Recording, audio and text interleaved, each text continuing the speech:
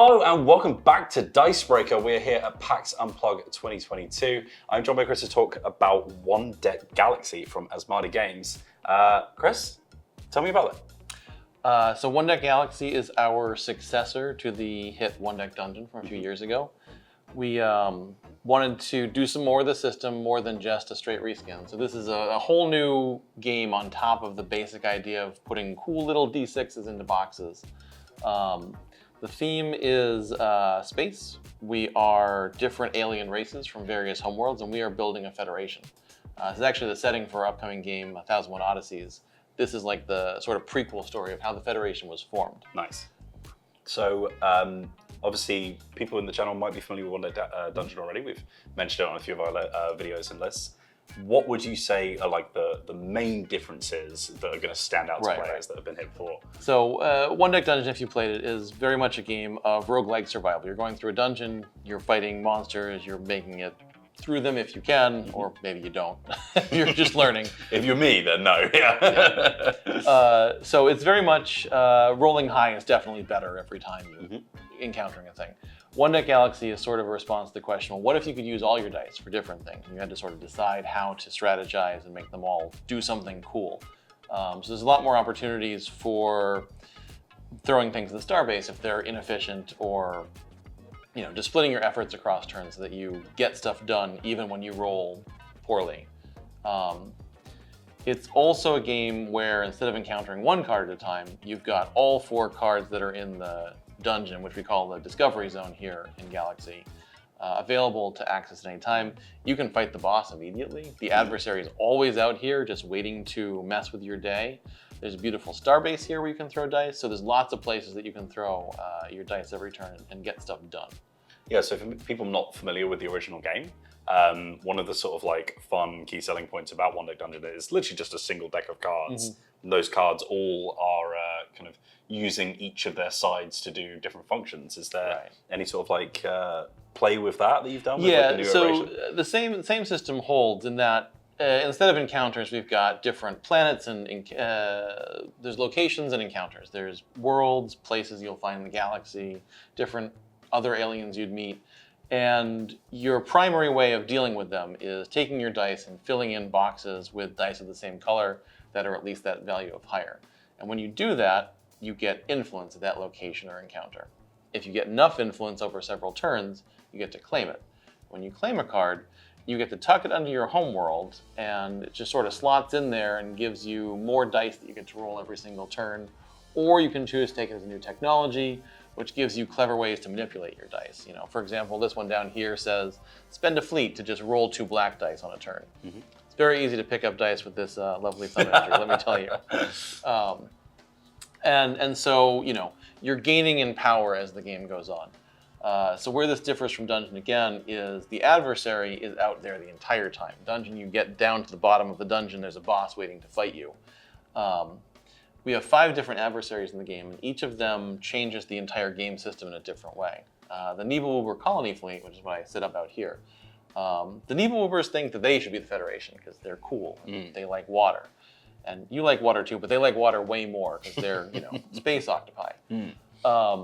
So they actually start getting their own colonies. And every turn, they roll dice. And if they roll high enough, they steal them. And they're just stuck here until you nobly purchase these from their hoard of dice.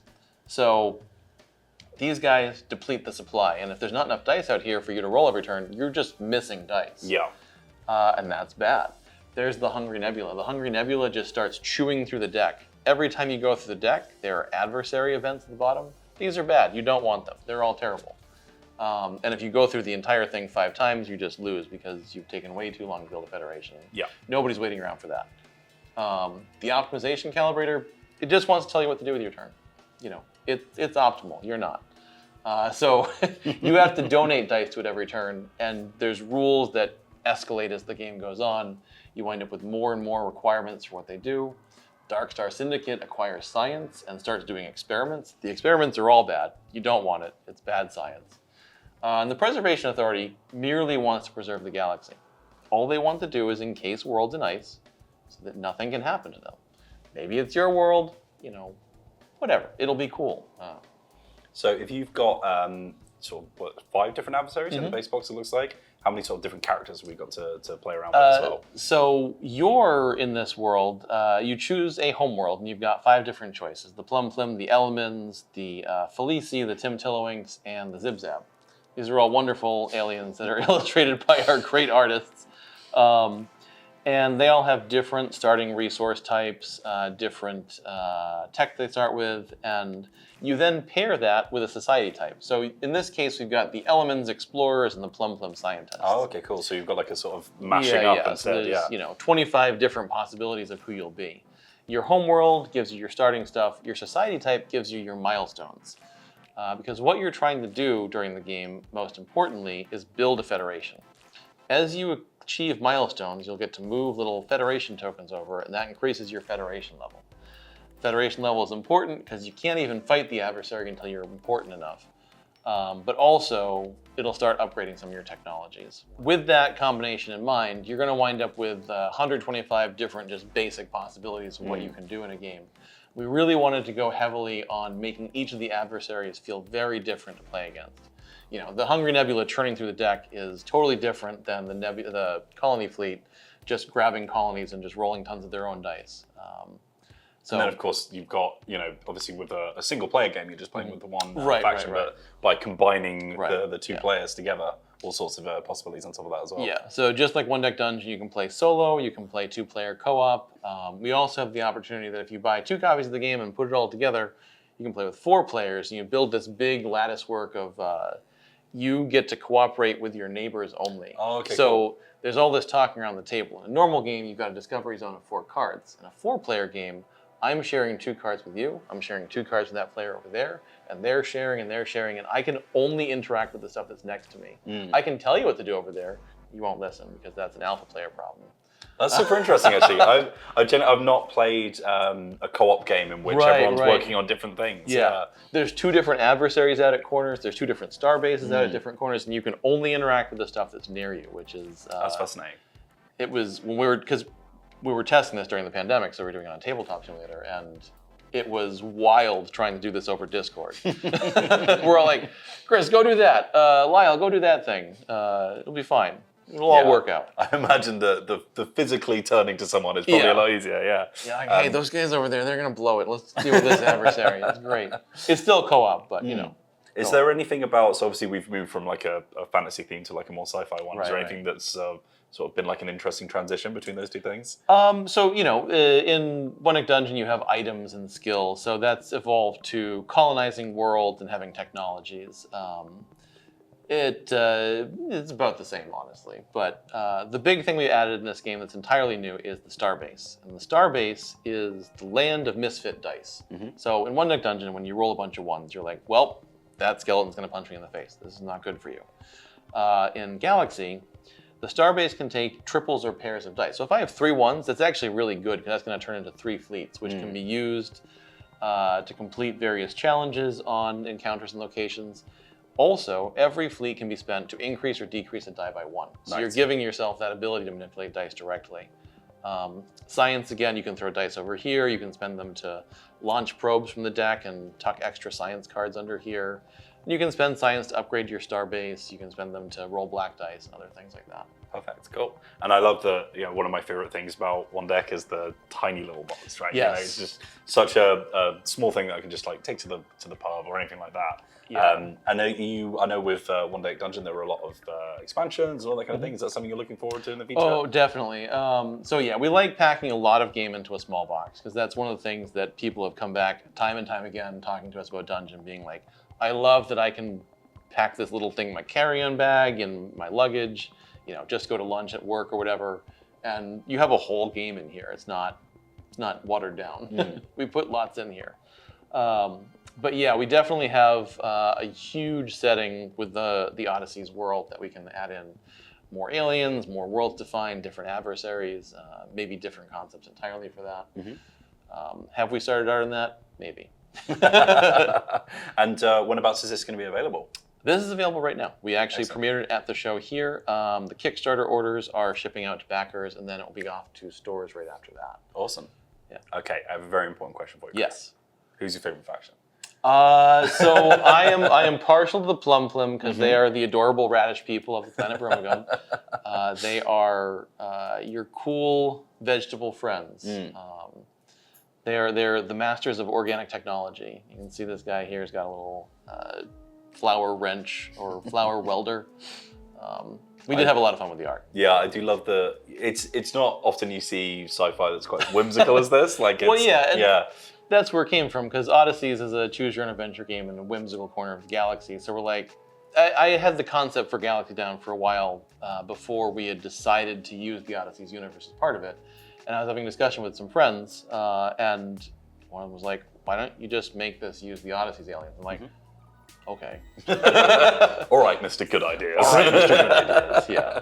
Yeah, I suppose, especially with One Deck Dungeon, I found, well, with the base boxes anyway, like it was quite sort of like straight, and it took itself like relatively seriously. So it's nice to see like a sort of slight change in tone as well as the setting. Having your world encased in ice is very serious. I can imagine it is. Yeah. Have you got favorite adversaries to play against? They're all so different and fun.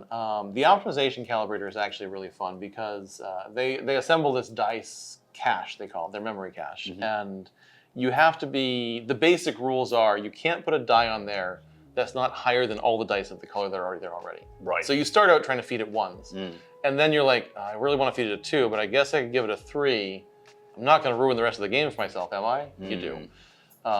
And then it starts getting more and more rules. Every time an event comes out for them, it adds another rule. Like, if this one came out, it's you have to spend a tech star every time you cash a die. And then you wind up with a black die cannot go onto this card unless it's at least as high as every die on the card already. Oh God, so it starts forming its own puzzle as well, yeah. Yeah, and the nice thing about this, and one of my favorite parts of this design, is because the optimization calendar truly is just trying to help you. Every 4th turn, it donates back 3 of the dice to you. It's like, you could use these right now, right? I was holding on to them. So you have this sort of yo-yo of terrible turns. You give it 1 die and then 2 dice and then 3 dice. It's like, all right, have a couple dice back. Sweet. As a treat. As someone who's played the original, one thing I am curious about is, has the campaign mode carried over? Yeah, so we tried a different thing with the campaign mode this time. We have a sheet of 25 different Federation simulators. Each of these has a whole little tech tree of lines you draw based on how you do in a game. And these are all designed to be 7-game sort of gauntlets, where as you go through the gauntlet, you unlock new abilities for the rest of it. You get some free dice at the start of the game, or some abilities like, once during the game, you can set a die to any value. And once you use it, you actually place a tech star down on that to show that it's used up. It's nice to be able to build up in One Deck Dungeon, but there's sort of a progression point where you're like, oh, now I'm just too strong to fight everything. Right. And this lets you reset every time and go for a high score. Because the way you score high is to fight the difficult mode of the adversaries. Yeah. Each of the adversaries has the challenge mode in the back, which has both more icons and also a nastier looking art version of that adversary. So, the Dark Star Syndicate gets this crimson red excitement. They steal extra cards in the deck every turn. All their abilities get a little bit nastier. And if you want more challenge, we can always put more challenge into your One Deck experience. Because I've heard the game's too easy and everyone can just win on their first try. I don't know who said that. It wasn't me. No, I really love the look of this. It's got an absurd amount of replay value, which I think is going to be a big thing for people. That's really what I was going for. Even with the adversaries themselves, you can fight the Nibelwoobers using the blockade, or you can flip this over. You can choose every turn what you're doing to combat them. You can send them diplomatic envoys. You can throw a giant blockade around them. And so there's different options of how to confront each adversary. There's a lot of choices you get to make. Choices are fun. Choices are my favorite thing to do in a game. So. Perfect. All right, well, Chris, where can we find more of Asmadi? Where can we find more of you? So for more information on this, there's onedeckgalaxy.com, which is our sort of clearinghouse site for all the extra rules and all of the content. At asmadigames.com is all of our general stuff. And of course, we're on all the social medias at whatever/AsmadiGames. Twitter, Facebook, Hive. I guess we're not supposed to use Hive anymore. This won't be topical by the time the video goes up. Sorry. MySpace. Go to GeoCities. I don't know. It may well be there. Who knows? please let us know in the comments if it is. But thank you very much for watching this preview of One Deck Galaxy. Links in the description below for more information on that. And if you want more information on us, or if you just want to see more of our content, then please do stick around here on youtube.com/Dicebreaker. Head on over to dicebreaker.com as well. We've got fantastic coverage from all of the stuff that we've seen here at PAX Unplugged 2022 and beyond. So make sure you give us a follow, click the bell icon to get notified whenever we go live, and give us a like and a comment as well, because it helps us with the horrible algorithm. We will see you on the next video, but until then, have a lovely day. Goodbye. See ya.